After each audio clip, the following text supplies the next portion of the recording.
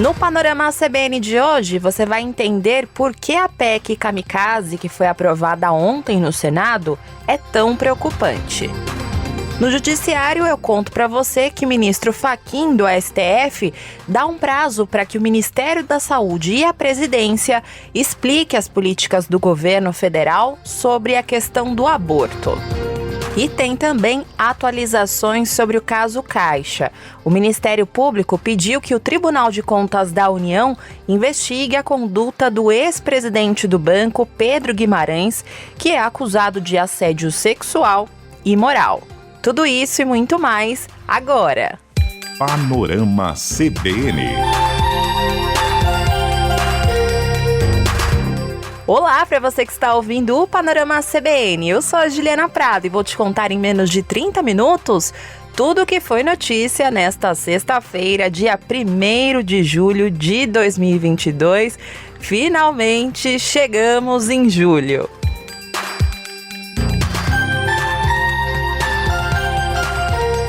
E eu começo essa edição falando sobre a PEC das bondades, PEC eleitoral, PEC Kamikaze, que foi aprovada ontem no Senado. A Bianca Santos contou para você como é que foi essa votação na edição da manhã do Panorama CBN de hoje, mas se por acaso você está perdido, eu vou tentar resumir aqui para você essa PEC que é bem confusa. Para começo de conversa, só para esclarecer, PEC é uma proposta de emenda à Constituição, ou seja, vai acrescentar mais um ponto aí na Constituição e ela estabelece um estado de emergência até o fim do ano e cria também um pacote de bondades, tudo isso a 3 meses da eleição.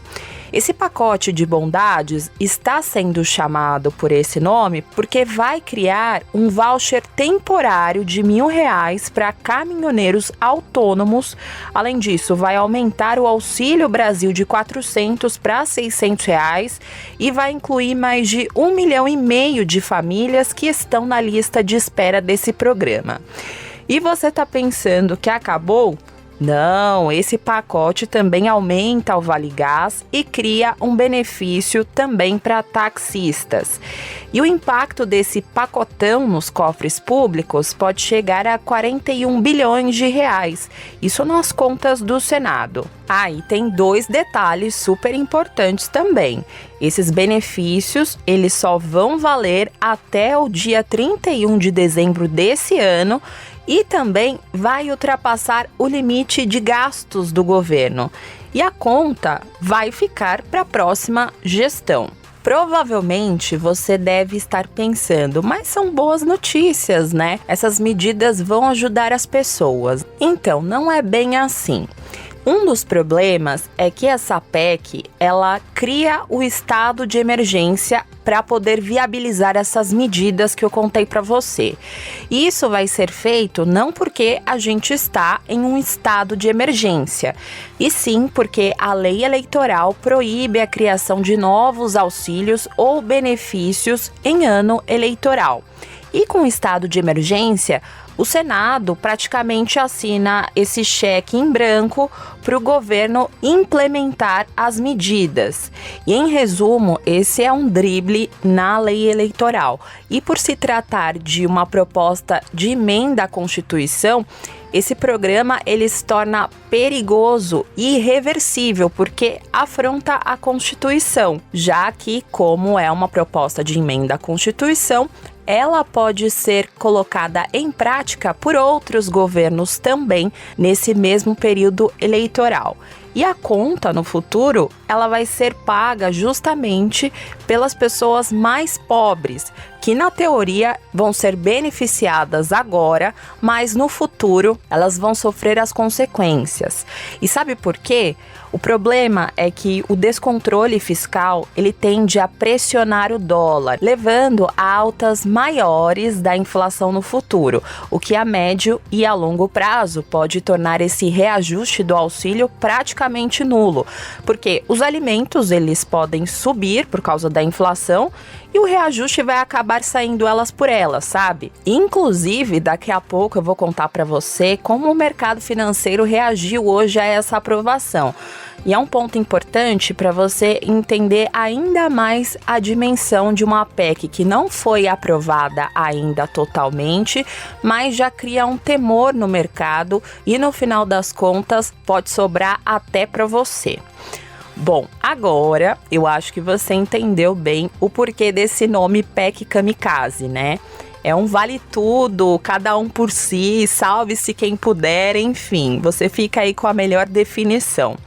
E depois do Senado, agora essa proposta ela ainda precisa ser votada pelos deputados. E enquanto isso não acontece, juristas avaliam que essa PEC é inconstitucional e pode ser questionada na Justiça ainda durante a tramitação no Congresso. Apesar disso, é pouco provável nesse momento que algum partido político acione o Supremo contra essa proposta, que recebeu um amplo apoio no plenário do Senado.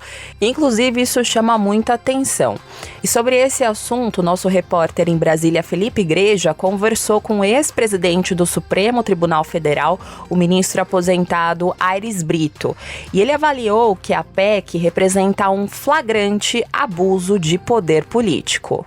Eu tenho essa emenda como inconstitucional em vários aspectos. O primeiro deles é que está remunerando uma profissão, como se fosse de um servidor público, o caminhoneiro autônomo, passa a ganhar uma remuneração. Isso é inconstitucional, por ferir o princípio da igualdade. E outra é porque a Constituição protege a normalidade e a legitimidade das eleições contra o abuso do poder político. E está me parecendo um flagrante, um patente, um vistoso abuso do poder político, do poder de manipular as próprias eleições, seduzindo o eleitor para determinados grupos. E eu falei que a expectativa da medida a ser contestada nesse momento é pequena, né? Porque essa proposta, ela passou quase de forma unânime nas duas votações de ontem. Para você ter uma ideia, em primeiro turno foram 72 votos favoráveis e 1 contrário. E no segundo turno dessa votação, essa PEC teve 67 votos a favor e somente 1 contra. Nesses dois casos, o senador José Serra, do PSDB de São Paulo, foi o único que votou contra. E a oposição reclamou, fez barulho, criticou, mas na hora da votação foi favorável à proposta, apertou o sim e confirmou. E nomes que ganharam notoriedade pela forma aguerrida como fazem oposição ao presidente Jair Bolsonaro, como os senadores Randolfo Rodrigues e Omar Aziz, votaram a favor. E todos os senadores do PT foram favoráveis a essa PEC. Até o senador Jean Paul Prats criticou essa medida. Ele disse que pode se tornar uma prática de governos em fim de mandato. Mas, no fim das contas, ele votou a favor. Ninguém pode se aproveitar da própria torpeza. É isso que vai acontecer. Se a moda pega, governos em final de mandato vão criar caos no começo do ano para, no final, tirar o bode da sala e tentar uma recuperação eleitoral. Então, contra isso eu já me insurjo, mas enfim, conceitualmente e evidentemente que isso não pode pesar mais do que a necessidade dos benefícios. Deixo isso bem claro para que não seja acusado disso. Apenas um alerta. Usar estado de emergência para qualquer coisa e principalmente para cobrir incompetência de governo é intolerável. Esse foi o mesmo caso de Simone Tebet, que é pré-candidata à presidência. Ela fez um discurso se mostrando contrária a essa proposta, mas foi lá e apertou sim e confirmou o voto. Na parte da economia, como eu falei, essa medida vai impactar muito as contas públicas. E hoje, em entrevista ao Jornal da CBN, o diretor executivo da Instituição Fiscal Independente, Daniel Couri, disse que a PEC impacta ainda mais na credibilidade da regra fiscal brasileira. Porque lá fora, os investidores vão pensar 2 vezes antes de investir aqui no Brasil.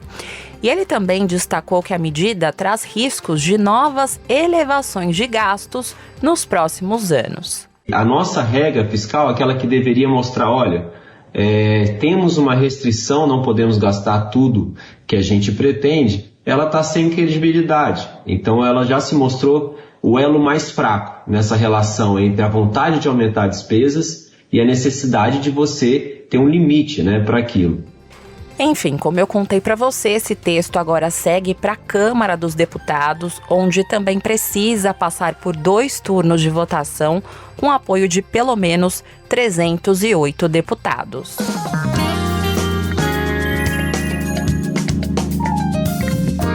Obviamente que a PEC Kamikaze mexeu com o mercado financeiro hoje, porque é muito evidente que essa proposta, se ela for aprovada, vai criar um rombo nas contas públicas.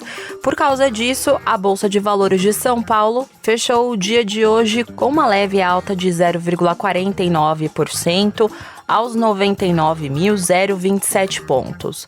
No mercado de câmbio, o dólar comercial teve uma alta super expressiva de 1,65% aos R$ 5,321. Faz tempo que não tem essa cotação.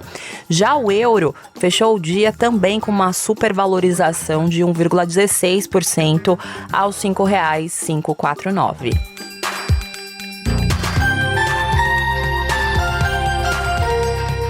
Agora eu vou atualizar você sobre o caso das denúncias de assédio da Caixa Econômica Federal. O Ministério Público, que atua junto ao Tribunal de Contas da União, pediu para que a Corte investigue a conduta do ex-presidente da Caixa, Pedro Guimarães, que é acusado de assédio. O subprocurador Lucas Rocha Furtado considera que as denúncias de assédio sexual e moral caracterizam, além de crime, uma flagrante violação ao princípio administrativo da moralidade. O subprocurador também pediu que a manifestação seja encaminhada ao Ministério Público Federal e ao Ministério Público do Trabalho, que investigam essas acusações. E na representação, o subprocurador destacou que, quando o assédio é praticado no âmbito da administração pública, gera a percepção na sociedade de que as instituições estatais não se pautam em valores morais e nem são conduzidas segundo padrões de conduta. Lucas Rocha Furtado ainda cita que o TCU poderia utilizar como referência o projeto que foi apresentado pela própria Corte em maio desse ano para combater o assédio sexual e moral no âmbito do tribunal. Na representação ainda, ele cita que o TCU se destaca nas ações de prevenção e combate ao assédio na administração pública. E agora, cabe ao TCU analisar essa representação. E logo depois que essas denúncias vieram à tona, na quarta-feira, a presidente da Corte, Ana Reis, informou que o TCU vai avaliar os instrumentos e as práticas que a Caixa Econômica possui para prevenir e punir os casos de assédio sexual e moral. E a ministra citou ainda que o TCU já fez um levantamento sobre os sistemas de prevenção e combate ao assédio nas organizações públicas. Ela citou ainda que o episódio de Pedro Guimarães merece ser investigado e punido com rigor e sinaliza um sintoma grave de um problema maior, que é a ausência de políticas de prevenção e combate ao assédio nas organizações. Eu lembro você que Pedro Guimarães deixou a presidência da Caixa na quarta-feira, depois das denúncias de assédio virem à tona. E até hoje o presidente Jair Bolsonaro não comentou nada sobre esse episódio e olha que eles eram best friends. E nesse contexto, nessa esteira das acusações de assédio sexual que derrubou Pedro Guimarães da presidência da Caixa, o vice-presidente de negócios de atacado do banco, Celso Leonardo Barbosa, vai ser afastado das funções dele. Para você entender, na hierarquia do banco, ele é o número 2, ele só estava abaixo de Pedro Guimarães. E segundo o colunista da CBN e do jornal Globo, Lauro Jardim, Celso Leonardo Barbosa era o executivo mais próximo de Pedro Guimarães na diretoria do banco. Inclusive, ele é citado na denúncia que uma funcionária fez na ouvidoria da Caixa como sendo colaborador do ex-presidente em alguns casos das investidas dele. E embora formalmente o Ministério Público Federal tenha recebido 5 denúncias de assédio sexual, na ouvidoria da Caixa, apenas uma queixa foi apresentada formalmente. Outras pessoas da Caixa ligadas a Pedro Guimarães também foram nomeadas nessa denúncia, mas de modo menos contundente e detalhado. E elas vão ser ouvidas nas investigações internas, mas não vão ser afastadas. Aproveitando que eu estou falando sobre o direito das mulheres, hoje o ministro Edson Fachin do Supremo Tribunal Federal deu um prazo de 5 dias para que o Ministério da Saúde e a Presidência da República expliquem as políticas do governo federal sobre o aborto.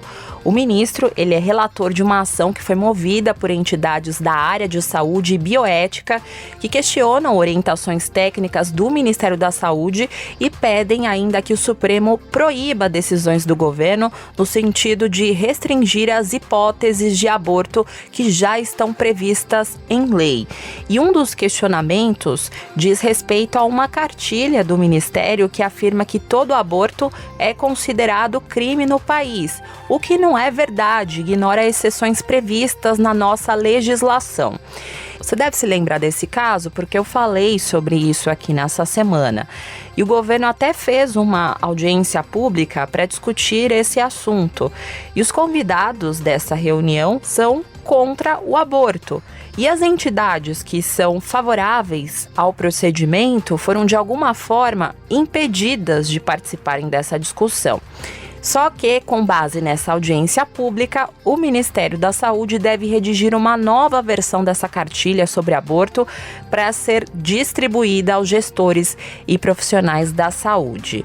E diante de todas essas informações que foram apresentadas pelas entidades que assinam essa ação, Fachin disse que o caso é grave e indica um padrão de violação sistemática dos direitos das mulheres. E ele deu um prazo, então, de 5 dias para a manifestação de Bolsonaro e do Ministério da Saúde. E sobre esse assunto, durante a programação da CBN, a gente ouviu o advogado que representa as entidades que acionaram o Supremo, o Anderson First. Ele explicou que o objetivo é garantir direitos que já estão previstos em lei. Um guia que consta do Ministério da Saúde, ele fala: todo aborto é crime. Não é bem assim. Nós temos 3 hipóteses em que o aborto não é crime. A primeira delas é quando tiver risco à saúde da mãe. A segunda delas é quando essa gestação decorrer de um estupro. E a terceira é quando for a gestação de feto anencefálico. A ação, ela só quer que se cumpra o que está na lei. Ela não quer ampliar nenhuma hipótese de aborto. Ela quer simplesmente fazer valer aquilo que já está consolidado em lei desde 1940. Há um estado de desinformação e desatenção à saúde de mulheres e meninas que sofrem uma gravíssima violência sexual.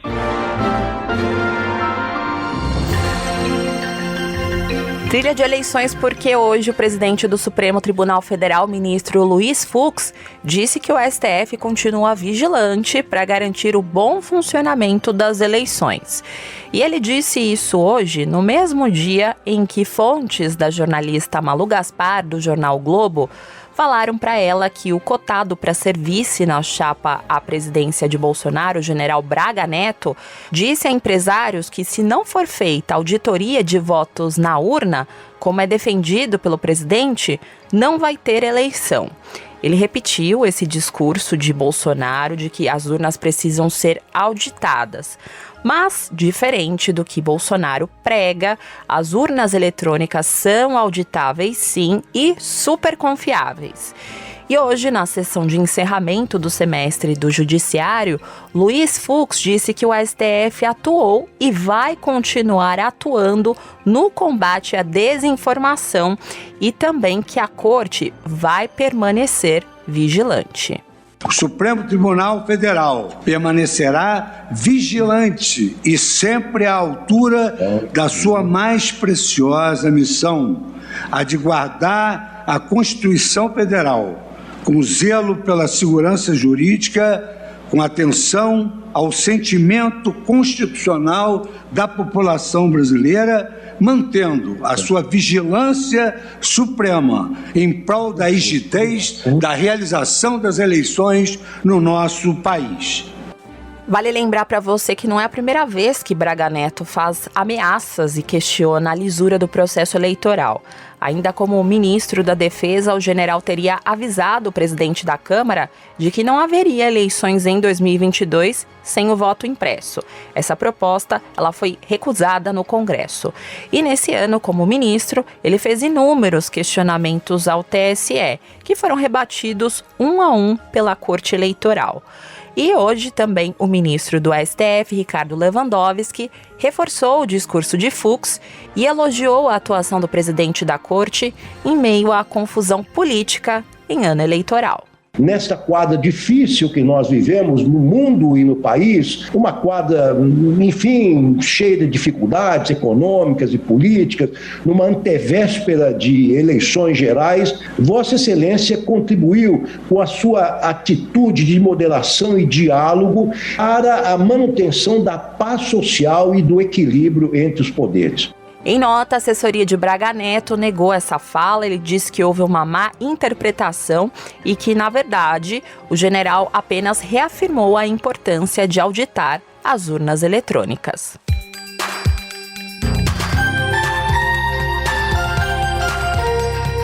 No meio ambiente, eu trago notícias bem preocupantes. A Amazônia e o Cerrado registraram recordes históricos no número de focos de queimadas para junho. Isso segundo o monitoramento do Instituto Nacional de Pesquisa Espaciais, o INPE. Na Amazônia, para você ter uma ideia, foram detectados 2.562 focos de calor. Esse é o maior número para o mês desde 2007. E esse é o terceiro ano consecutivo de alta no número de focos de calor na floresta. Os meses de maio e junho marcam o início da temporada de queimadas e desmatamento na Amazônia, por causa do período de seca na floresta. Então, por causa disso, segundo os dados históricos, a tendência é que a quantidade de pontos de queimada na floresta aumente em julho e agosto. Essas medições que eu contei para você, elas são feitas desde 1998. Já o Cerrado registrou ainda mais pontos de queimada em junho do que a Amazônia. Foram 4.239 focos, que é o maior número para junho desde 2010. E também é o terceiro ano consecutivo de alta nos focos de queimada nesse bioma. E assim como a Amazônia, a temporada de seca no Cerrado também já começou. No mês passado foram registrados 3.578 focos de calor no Cerrado, que é o maior número para o mês desde que o INPE começou essas medições. E no acumulado do semestre, o Cerrado somou quase 11 mil focos de queimadas, que é um número maior para o período desde 2010. Esses dados históricos do INPE também apontam que deve haver ainda mais focos mensais de queimada no Cerrado pelos próximos 3 meses. Voltando a falar de economia, hoje o governo do Rio de Janeiro reduziu o ICMS sobre os combustíveis de 32% para 18%. E a expectativa é de que o preço médio do litro da gasolina fique R$ 1,19 mais barato. Assim, deve passar de R$ 7,80 para R$ 6,61. E os postos devem corrigir esses valores até a próxima segunda-feira, com risco de multa. Só que antes do Rio de Janeiro, os estados de São Paulo, Minas Gerais, Paraná, Goiás e Santa Catarina também anunciaram que reduziram o ICMS. Vamos saber o que aconteceu nessa semana em Sucupira? As verbas estão sendo criteriosamente aplicadas. Tanto que já reservei uma grande verba para a igreja, será toda restaurada, né? Porque todo mundo sabe que durante toda a minha carreira política nunca entrou nesse bolso um tostão do povo. Não há dúvida que se instalou uma quadrilha no Ministério da Educação. Os indícios são fortes que os esquemas dessa quadrilha chegam até o Palácio do Planalto. Pra frente, Sucupira! Há muito tempo que eu estou para ter com o senhor um colóquio concernentemente a um assunto de interesse mútuo, sabe? Vamos direto para os finalmente. Olha, eu resolvi botar todos os meus recursos, todo o meu prestígio político em sua defesa. O senhor que me botou pra fora, o senhor que me abandonou. É que sabe que o governo está pressionando, que o governo está utilizando os artifícios do orçamento secreto para tentar pressionar senadores, mas a nossa percepção, a nossa compreensão é de que efetivamente o processo de CPI será instaurado, sim. O coronel tem razão. O povo, a cidade, o município, tá tudo em jogo agora. Tudo depende do inquérito que me será remetido. Nós convencionamos com o presidente Rodrigo Pacheco que a presidência do Senado fará essa análise e proferirá ainda até segunda-feira ao Colégio de Líderes a decisão da mesa do Senado sobre a instalação da CPI requisitada pela oposição, que no nosso entender é a CPI real e verdadeira, e das outras CPIs que estão sendo propostas, no nosso entender, da parte da base do governo para tumultuar a CPI verdadeira. E acreditamos que até terça-feira deverá ocorrer a leitura de todos os requerimentos e todas as comissões parlamentares de inquérito. O inquérito não pode pôr em risco tanta coisa mais importante. E é por isso que eu faço um apelo aos cidadãos aqui presentes, que estou certo não quererá passar a história como responsável por tudo que possa acontecer. Não, mas nem tudo depende de mim, coronel. Assim como, pelo menos em relação a duas CPIs, uma pertinência temática em relação a elas para se entender se deve haver o apensamento dos dois requerimentos ou não. Eu não estou afirmando nenhuma realidade em relação a isso. Tudo isso vai ser examinado pela presidência, nós vamos ouvir a advocacia do Senado, a consultoria do Senado e tomar a melhor decisão que eu acredito que deva ser no início da próxima semana. Isso são coisas de política. E por isso o povo tem que saber de tudo. Mas às vezes não convém. Eu acho complicado, porque está todo mundo pensando em eleição. Não é? Mas aí, 3 meses tem essa eleição. Nós estamos chegando nos finalmente da eleição, mas eu tenho que dar um jeito de continuar a ser prefeito. Eu tenho que passar a perna nesses idiotas que saíram daqui. As falas do Bem-Amado foram cedidas pelo acervo da TV Globo. O texto é de Dias Gomes e a interpretação é de Paulo Gracindo. A edição é de Carlos Mesquita e Cláudio Antônio.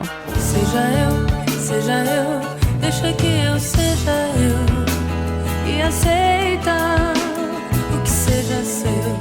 Agora eu vou indo nessa com a aniversariante do dia, a cantora Marisa Monte, que está completando hoje 55 anos. E é com a música Beija Eu que eu vou ficando por aqui. Muito obrigada pela companhia de hoje. O roteiro dessa edição foi escrito por mim, a montagem e a sonorização são do Anderson Wendel, o Tico. E você pode me encontrar lá nas redes sociais, no @Juliana_Deprado no Twitter, e no Insta é só procurar por @JulianaDeprado. E tem também o tradicional e-mail, juliana.prado@cbn.com.br. E não se esqueça que segunda-feira tem a edição da manhã do Panorama CBN a partir das 7 horas da manhã com a Bianca Santos, combinado? Beijos pra você, bom final de semana, bom descanso e até segunda.